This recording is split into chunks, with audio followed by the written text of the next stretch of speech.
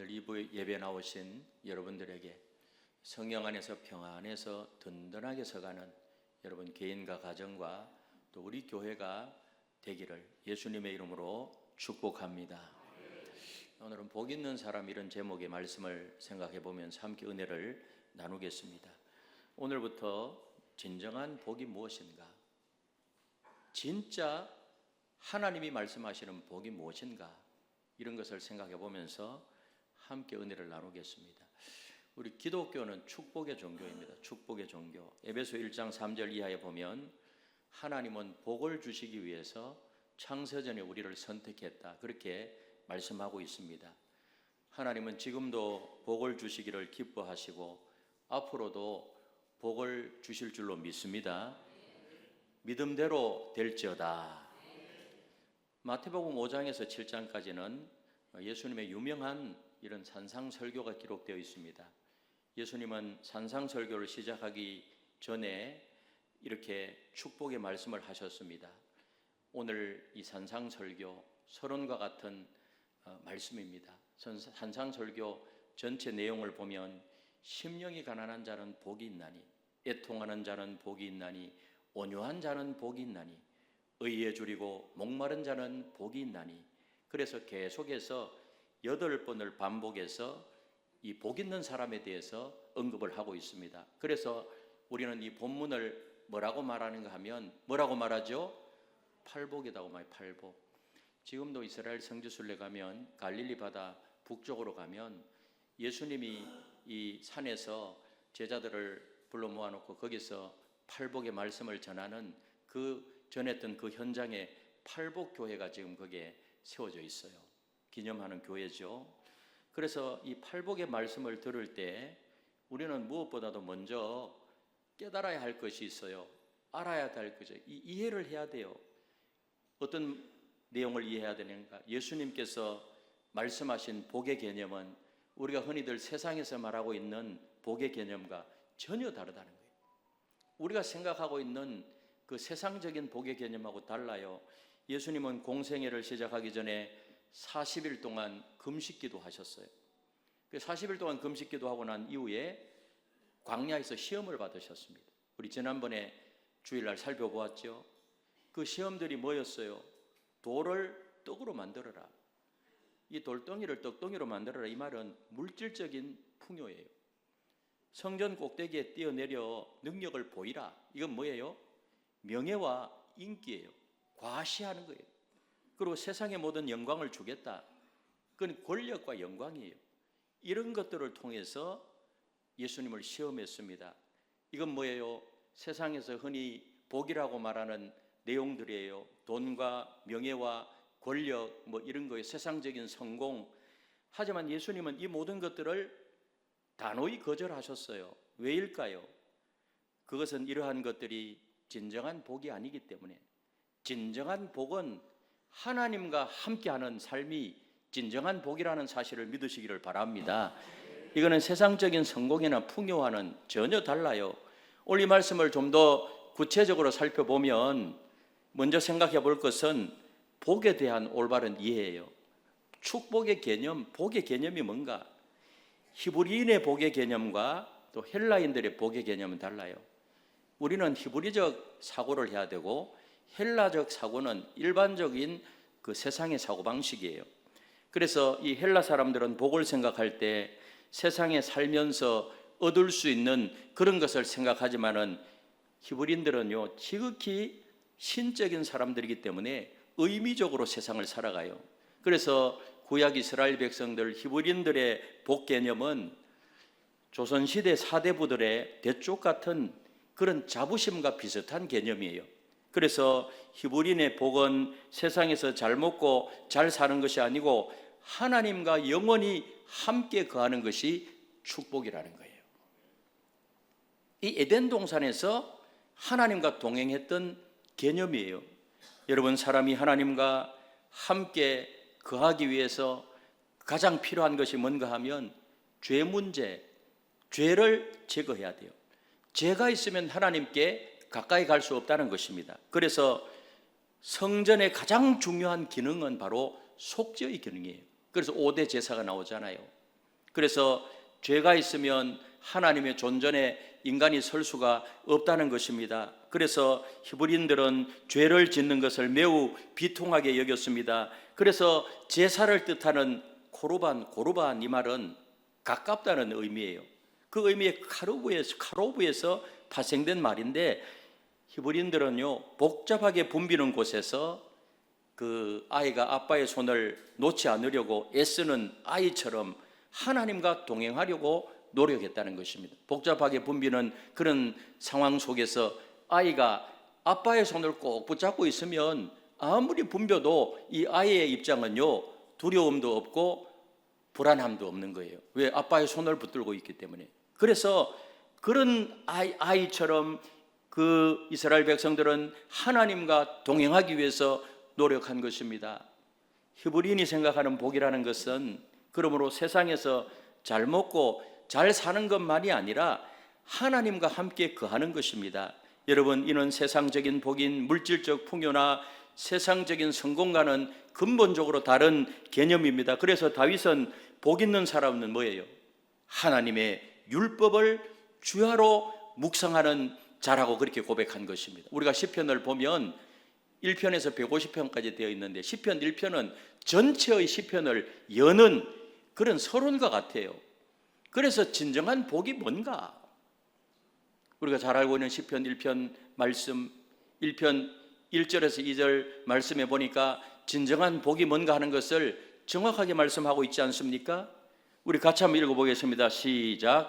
복 있는 사람은 악인들의 꾀를 따르지 아니하며 죄인들의 길에 서지 아니하며 오만한 자들의 자리에 앉지 아니하고 오직 여호와의 율법을 즐거워하여 그의 율법을 주야로 묵상하는 자로다. 아멘. 복 있는 사람은 죄인의 길에 악인의 꾀를 따르지도 아니하고 죄인들의 길에 서지도 오만한 자리에 앉지도 아니하고 뭐예요? 하나님의 말씀을 주야로 묵상하는 자로다. 하나님의 말씀을 주야로 묵상한다는 말은 소리내어 읊조린다 그렇게 말씀드렸죠. 하나님의 말씀을 늘 가까이 하고 그 말씀을 소리내어서 읽고요. 그럼 뭐예요? 하나님을 가까이 하는 거예요. 그래서 진짜 복 있는 사람이 누군가? 하나님과의 관계 속에서 하나님을 가까이 하는 사람이 복 있는 사람이다. 그렇게 이해한 것입니다. 시편 144편 15절에도 보니까 이렇게 말해요. 더 분명하게 말씀하는데 같이 읽겠습니다. 시작. 이러한 백성은 복이 있나니 여호와를 자기 하나님으로 삼는 백성은 복이 있도다. 어떤 백성이 복이 있다고요? 여호와를 자기 하나님으로 삼는 자는 복이 있도다. 여러분, 우리 개인적으로도 여호와 하나님을 자기 하나님으로 삼는 저와 여러분들은 복 있는 사람이라는 사실을 믿으시기를 바랍니다. 그렇게 말씀하고 있는 거예요. 그러므로 진정한 복이라는 것은 하나님과의 관계에 있음을 분명히 말해요. 뭐 물질적인 풍요나 세상적인 성공이나 명예나 권력이나 그런 것이 아니고 하나님을 알고 하나님과 동행하는 것이 뭐예요? 진정한 복이라는 거예요. 19세기 유명한 선교사 데이비드 리빙스턴 잘 알잖아요. 이 리빙스턴의 삶은 이러한 진정한 의미의 복을 잘 보여줘요. 아프리카에서 30년 이상 선교 사역을 했는데 리빙스턴이 사역할 때 아프리카 대륙은요, 오늘날에는 그래도 좀 어느 정도 경제적으로 많이 발전했지만 그 당시에는 그 아프리카 대륙에서 거기서 선교하는, 거기서 사는 자체가 너무 어려웠다는 거예요. 물질적으로 매우 가난했고 수많은 고난과 위험을 겪었습니다. 그런데 그럼에도 불구하고 리빙스턴은 하나님과 함께하는 삶의 기쁨을 누렸다는 거예요. 그런 상황 속에서. 그래서 그의 일기에 보면은 이런 구절이 있어요. 우리 같이 한번 읽겠습니다. 시작. 사람들은 아프리카에서의 나의 희생에 대해 말하지만 나는 그것을 희생이라고 부르지 않습니다. 오히려 특권이라고 불러야 할 것입니다. 그래서 사람들이 그 리빙스턴 선교사님의 일대기를 바라보면서 참 그분이 30여 년 동안 아프리카에서 희생의 삶을 살았다. 그러면서 막 사람들이 존경하고 하지만 정작 본인은 뭐예요? 나는 그것을 희생이라고 생각하지 않습니다. 오히려 나는 그것을 특권으로 생각합니다. 내가 얼마나 기뻤는데요. 하나님의 사역을 감당하고 하나님과 함께하는 삶 자체가 저에게는 축복이었습니다. 아멘. 그게 진정한 복이라는 거예요. 여러분, 우리의 삶을 돌아보십시오. 우리가 진정으로 추구하는 것이 무엇입니까? 세상적인 성공과 풍요입니까? 아니면 하나님과의 깊은 교제입니까? 오늘부터 우리의 가치관을 재정립하고 하나님과의 관계를 최우선으로 두는 그런 삶으로 전환하시기를 바랍니다. 그래서 매일 아침에 일어나면 가장 먼저 하나님의 말씀을 묵상하고 하나님과 대화하는 시간을 가지고 하루에 아침에 일찍 일어나셔서 말씀을 펼치고 먼저 말씀을 읽고 오늘 또 하나님 사랑합니다. 나의 힘이 되신 여호와여, 제가 하나님을 너무 사랑합니다. 오늘 하루의 삶이 하나님과 동행하는 삶이요, 하나님의 뜻을 이루어드리는 삶이요, 내 사명을 감당하는 오늘 하루의 삶이 되게 하여 주시옵소서. 이렇게 기도하고 하루를 출발한다고 하면 그 자체가 축복임을 믿으시기를 바랍니다. 두 번째로는요, 팔복의 진정한 의미예요. 그렇다면 이 팔복의 진정한 의미가 뭘까요? 예수님이 산상수훈에서 말씀하신 팔복은 단순히 이렇게 살면 복을 받는다 그런 의미가 아니에요. 이렇게 살면 복을 받는다 그런 의미가 아니고 하나님의 백성으로서 이런 마음과 자세로 살아야 된다 그런 가르침이에요. 여러분, 우리는 이미 예수 믿고 구원받아 하나님의 자녀가 되었어요. 거듭났어요. 아멘. 하나님의 자녀가 되었어요. 오늘 저와 여러분들은 이미 영생을 얻었음을 믿으시기를 바랍니다. 하나님의 백성이에요. 하나님의 자녀예요. 그럼 하나님의 자녀로서 하나님의 백성으로 이런 마음 자세로 살아가야 한다. 이것이 뭐라고요? 팔복의 내용이에요. 여러분, 하나님과 함께 사는 사람의 특성을 보여주는 것이 바로 팔복이라는 것입니다. 그러므로 팔복은요, 하나님 나라의 가치관을 보여주는 것입니다. 우리가 기도할 때 말씀의 가치관, 하나님 나라의 가치관으로 살게 해주십시오 기도하면서 실제로도 그렇게 살지 않잖아요. 그것이 날마다 우리의 딜레마예요. 여러분, 팔복의 말씀들은 하나하나 살펴보면 전혀 물질적인 것이 아니에요. 소유의 개념이 아니라 이것을 잘 살펴보면 전부 다 뭐예요? 존재의 개념이에요. 팔복 중에 한번 살펴보세요. 이런 사람은 복이 있다고 예수님이 말씀하셨는데 하나님의 나라의 가치관으로 살아야 되는데 한 가지도 8가지 복 중에 소유의 개념이 없어요.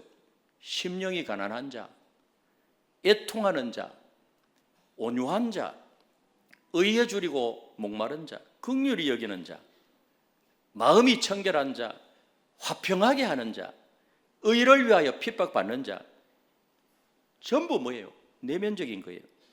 그 사람이 얼마나 많은 재물을 가지고 있는지, 얼마나 많은 지식과 명예를 가지고 있는지 하는 것에 행복이 달려 있는 것이 아니라는 것입니다. 여러분, 진정한 행복은 그 사람이 어떠한 상태에 있는가? 오늘 저와 여러분들이 어떠한 상태에 있는가? 하나님과 함께 있는 상태에 있는가? 하나님과 함께 있는 상태에 있다면 그 자체가 축복임을, 복임을 믿으시기를 바랍니다. 이거 진정한 해석이에요. 그러므로 팔복에서 복을 받는다는 의미는요, 잘 먹고 잘 살고 현세적이며 물질적인 면에 초점을 맞춘 것이 아니라 이 세상을 창조하시고 지금도 역사를 다스리고 인간의 생사복을 주장하시는 하나님과 늘 함께하는 것이 복이라고 그렇게 오늘 말씀은 규정하고 있는 것입니다. 그래서 인생에서 구해야 할 가장 가치 있는 상태는 바로 하나님과 함께하는 거예요. 여러분들은 날마다 하나님과 함께하는 그런 삶을 살고 계십니까? 아니면 내 생각, 내 뜻, 내 경험, 세상의 가치관으로 살고 있습니까? 여러분, 하나님과 함께하는 그런 삶을 사는 삶이 되기 위해서는 하나님의 법을 항상 지켜야 되고 하나님의 뜻을 항상 따를 수 있도록 자신을 드리는 것이 필요합니다. 그래서 내 뜻대로 마시고 하나님의 뜻대로 해야 돼요. 그래서 우리가 기도할 때도요, 늘 뭐예요? 하나님은요, 이 역사를 이끌어 가시고 하나님의 뜻이 있단 말이에요. 하나님의 뜻. 우리 개인적으로도 개개인이 전부 하나님의 뜻이 있어요. 내가 우연으로 사는 것이 아니에요. 그래서 사명이 있고요. 우리가 살아가야 할 가치가 있고, 그래서 역사성이 있고 하나님의 뜻을 이루는데, 그래서 우리가 기도할 때도 하나님 내 뜻 제발 좀 이루어 주십시오가 아니고 하나님의 뜻에 합당한 그런 사람이 되기를 원합니다. 저를 사용하시고 하나님의 뜻을 이루는데 제가 조금이라도 보탬이 되기를 원합니다. 이것이 진짜 기도예요. 그래서 그런 말하자, 하등 종교일수록요, 그 신의 뜻에 따라서 살아가는 것이 아니고, 하등 종교일수록 뭐예요? 자기의 어떤 사람이요, 그 신의 대상에게 빌어가지고 자기의 소원 성취하는 거예요.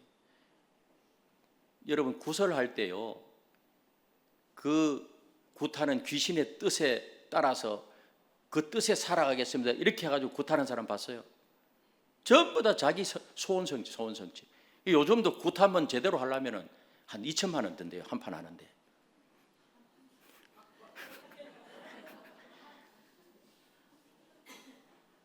철야기도 나와가지고 2천만 원 내라고 하면 한 사람도 안 나올 거예요.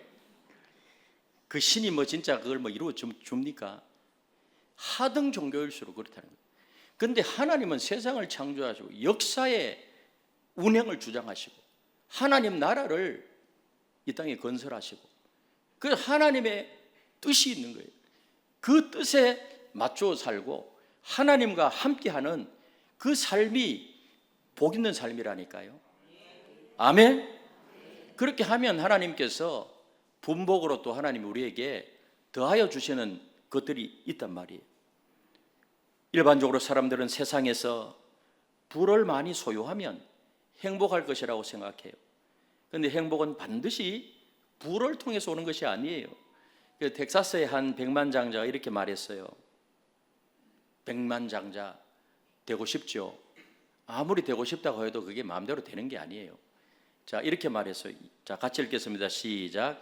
나는 돈으로 행복을 살 수 있다고 생각했다. 그러나 나는 지금까지 비참할 정도로 한멸을 느껴왔다. 돈으로 행복을 살 수 있다고 생각했는데 아니더라는 거예요. 하버드대 행복한 명강이 느리게 더 느리게 하는 책이 있어요. 상하로 되어 있는데, 이 하버드 대학과 전 세계에 행복한 학 열풍을 불러일으킨 긍정심리학 교수가 있어요. 그분이 바로 누구죠? 탈 벤 샤르 교수예요. 그래서 막 하버드대에서 강의하고 학생들의 진정한 행복이 뭐냐, 이것이 다른 세계 각 대학에 퍼져나가고 일반인들 퍼져나가고, 저 책이 상하로 된 저한테 다 있어요. 제가 거의 다 읽었거든요. 참 유익한 그 이야기가 많아요. 저 안에 보면 이 샤르 교수가 이런 말을 했어요. 같이 한번 읽어볼까요? 시작. 돈과 행복은 둘 다 인생에서 없어서는 안 될 필수품으로 절대 서로 대치되는 개념이 아니다. 그래서 돈하고 행복은 인간에게 필요한 거라는 거예요, 절대적으로. 그런데 그 밑에 쭉 설명해 놓은 것을 들어보면 돈과 행복은 삶의 질을 높이는 데 중요한 요소라는 거예요. 하지만 그렇다고 해서 행복감이 물질적 수준과 반드시 정비례하는 것은 아니라는 거예요. 먹고 살기에 급급한 사람은 행복 지수도 낮아요. 그러나 생계 걱정이 필요 없는 그런 대기업 사장이나 고액 연봉자라고 해서 그만큼 더 행복하다고 단언할 수 없다는 거예요. 예? 쉽게 말해 대기업 회장이나 고액 그런 직장생활 하는데 연봉자라고 해서 그럼 그 사람이 우리보다 훨씬 더 행복한가? 그렇게 말할 수 없다는 거예요.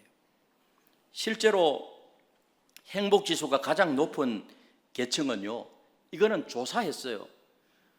돈을 아주 많이 벌지도 않고 그렇다고 해서 못 벌지도 않는 평범한 봉급생활자가 제일 행복하더라는 거예요. 이들은 당장 먹고 살 걱정은 안 하고요, 안 해도 되고 사업에 스트레스도 없어요.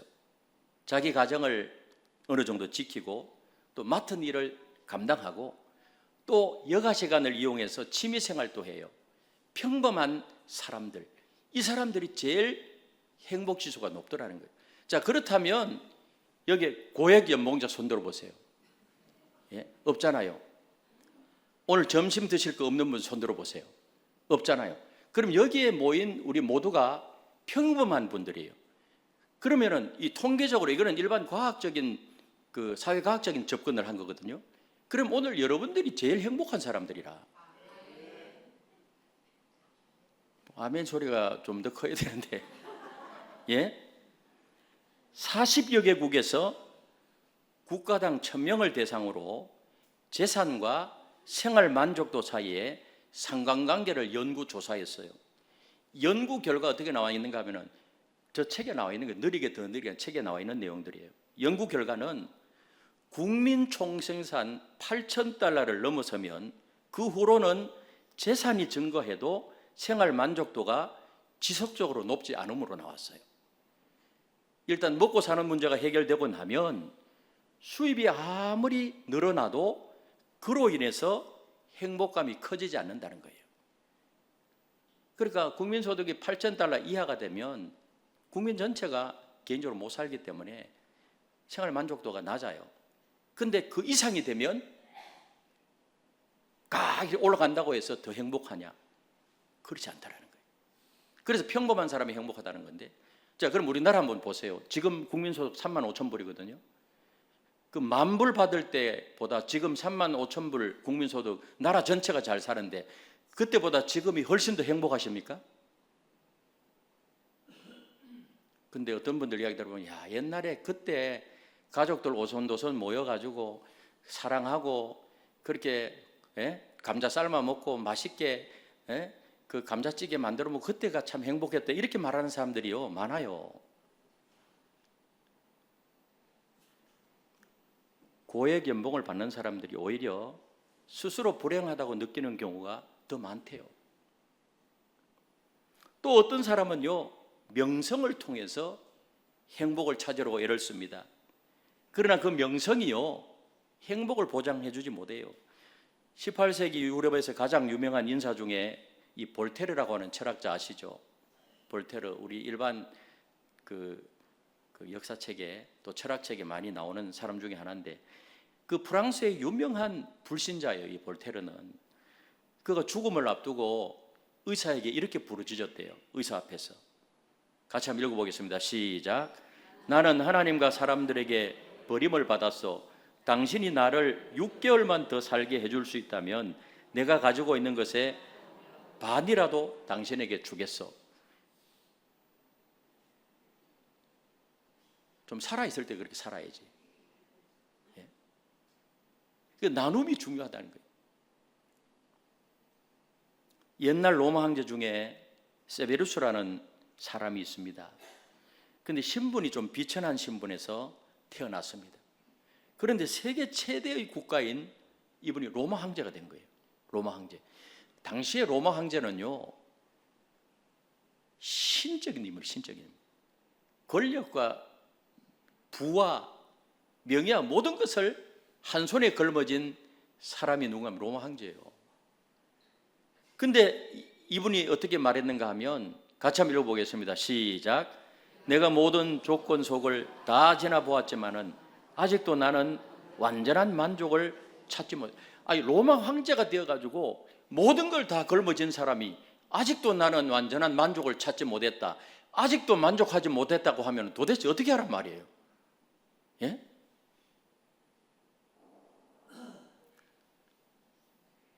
명예가, 권력이 진정한 행복을 가져다 주지 않는다는 말이에요. 이는 성경에 나오는 지혜자 솔로몬도 동일한 고백을 했지 않습니까? 솔로몬 역시 세상의 모든 것을 다 가지고 누렸어요. 솔로몬 왕도. 아내가 1000명이죠. 온갖 재산 다 가지고 있었죠. 그 당시에도 왕이라고 하면 절대적이죠. 재물과 왕권과 지혜를 이용해서 자신이 원하는 것을 다 해보았습니다. 그리고 다 해보고 그가 뭐라고 말해요? 헛되고 헛되며 헛되고 헛되니 모든 것이 헛되도다. 인생의 허무함을 노래했지 않습니까? 그것이 바로 전도서 아니에요? 세상의 소유가, 명예가, 권력이 진정한 행복을 가져다 주지 않는다는 사실이에요. 물론 그것들이 행복하게 하는 어느 정도의 조건은 될 수 있지만은 이런 조건이 갖추어지지 않아도 얼마든지 행복할 수 있다는 사실을 믿으시기를 바랍니다. 갖추어지지 않아도 행복할 수 있어요. 진정한 행복은 하나님과 함께하는 믿음의 삶이라는 사실을 믿으시기를 바랍니다. 마더 테레사 여사가 그런 삶을 살았잖아요. 팔복의 정신을 잘 보여줘요. 그녀는 인도의 가장 가난한 사람들을 섬기며 평생을 보냈어요. 그분도 가난하게 살아요. 그녀의 삶은 심령의 가난함, 애통함, 온유함의 모범이었어요. 그녀는 이렇게 말했어요. 그분이 한 말을 같이 한번 읽어보겠습니다. 시작. 우리가 할 수 있는 큰 일은 없습니다. 오직 작은 일을 큰 사랑으로 할 뿐입니다. 할렐루야. 작은 일을 하나님의 그 큰 사랑으로 행할 뿐입니다. 팔복 정신을 실천하는 그런 삶을 살았습니다. 여러분, 우리의 일상에서 팔복의 정신을 어떻게 실천할 수 있을까요? 매일 아침마다 겸손하게 하나님 앞에 나가 하나님의 인도하심을 구하는 것으로 시작될 수 있다는 사실을 믿으시기를 바랍니다. 주변의 어려운 이웃들을 돌아보고 약자들을 위로하고 돌보고 그들을 위해서 기도하고 도움의 손길을 내밀고 그들을 위하여 십자가의 복음을 전하고 그렇게 사는 자체가 축복임을 믿으시기를 바랍니다. 그것이 바로 뭔가 하면 팔복의 정신이요, 하나님 나라의 가치관으로 사는 거예요. 우리 그리스도인은 가치로 사는 사람들이에요. 가치로. 아멘이십니까? 마지막으로 하나님과 함께하는 삶의 실천입니다. 우리 어떻게 하나님과 함께하는 삶을 살 수 있을까요? 먼저 하나님의 말씀을 사랑하고 하나님의 뜻대로 살아가야 돼요. 하나님을 사랑하고 말씀을 사랑하고 하나님의 뜻대로 살기 위해서 시편 저자가 고백했듯이 복 있는 사람은 여호와의 율법을 즐거워하여 주야로 묵상하는 것입니다. 매일 성경을 읽고 묵상하는 시간을 가지고 그 말씀을 삶에 적용하기 위해서 적용하고 그렇게 살아가면 하나님이 그 인생길을 지금까지도 인도했지만은 앞으로도 인도해 주실 줄로 믿습니다. 그리고 기도의 삶을 살아야 돼요. 여러분, 기도는 하나님과 대화 아닙니까? 기쁨과 슬픔과 걱정과 소망을 하나님께 아뢰고 하나님의 음성에 귀를 기울여야 돼요. 하나님의 음성에. 하나님, 저를 통해서 무엇을 이루시기를 원합니까? 저를 향하신 하나님의 뜻이 무엇입니까? 하나님의 비전을 이루는데 보탬이 되게 하시고 하나님 나라 확장하는 일에 쓰임받는 그런 가치 있는 제 인생이 되게 하옵소서. 아멘. 언제까지? 하나님이 우리를 불러가시는 그날까지. 아멘. 그러면 오늘 또 의미가 있고 내일 또 의미가 있고 오늘 또 축복받는 삶이고 내일 또 축복받는 삶이고 복 있는 삶이 이루어지게 될 줄로 믿습니다.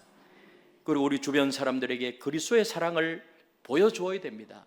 예수 믿는 사람으로 이웃을 내 몸과 같이 사랑하라고 말했는데 우리 주변의 어려운 이웃들을 돌아보고요, 그들에게 실질적인 도움도 주고 교회 안에서도 마찬가지 서로 사랑하고 위로는 하나님을 사랑하고 옆으로는 뭐예요?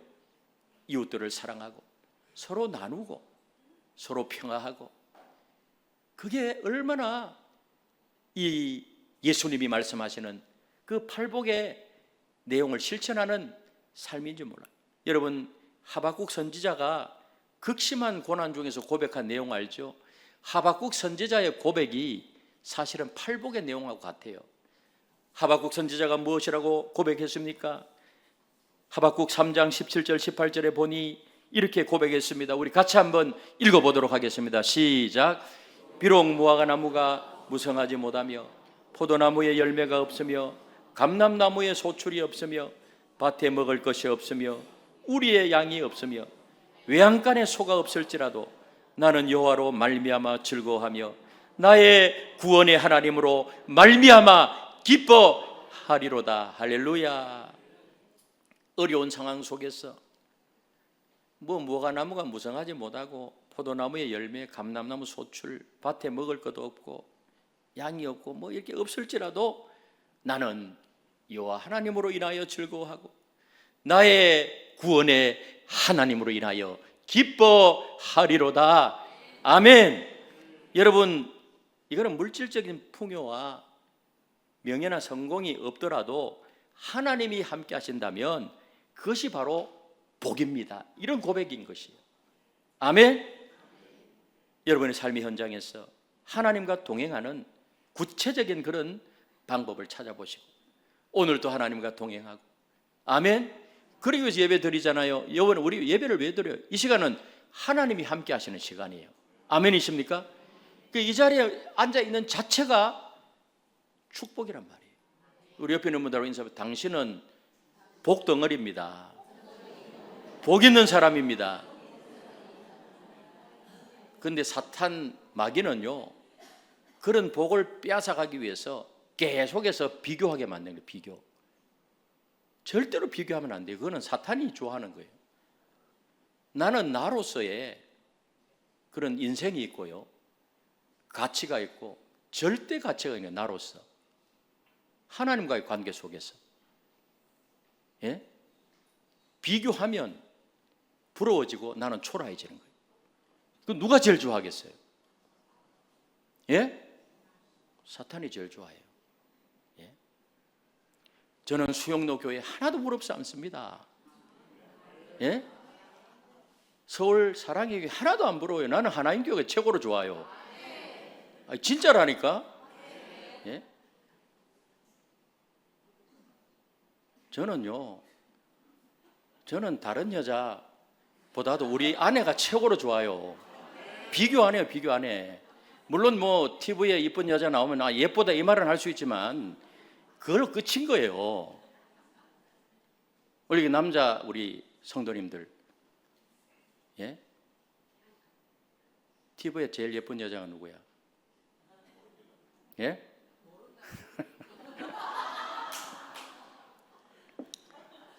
나도 이 TV를 이런 거 잘 안 보니까 이름을 잘 모르는데 그 이쁜 여자들 많잖아 TV에. 예? 누구요? 한 사람만 말해봐요. 야, 우리 성도님들 진짜 훌륭한 분들이야. 왜냐하면은 TV에 안 보고 기도만 하니까 누가 예쁜지 뭐 누가 비율을 잘 모르시네. 그건 참 좋은 현상이에요. 그 사람들 다 필요 없어요. 필요 없어. 누가 최고라고요? 맞죠? 아멘? 비교하게 만드는 게 누구라고요? 마귀예요, 마귀. 그래서 내 집이 제일 좋은 거예요. 내 집. 궁궐 같은 그런 집들 다 필요 없어요. 그게 내하고 무슨 상관이야? 예? 내 집이 최고지. 그래 안 그래요? 비교하면 안 돼요.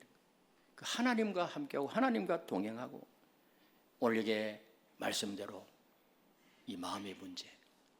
그래서 팔복의 내용 하나하나 살펴보면서 정말 오늘 하루도 주님과 함께 살겠습니다. 이렇게 하면서 믿음으로 가치를 가지고 여러분 삶의 현장에서 살아가는 그 인생이 가장 큰 축복이라는 사실을 믿으시기를 바랍니다. 이런 삶이 되시기를 예수님의 이름으로 축원합니다.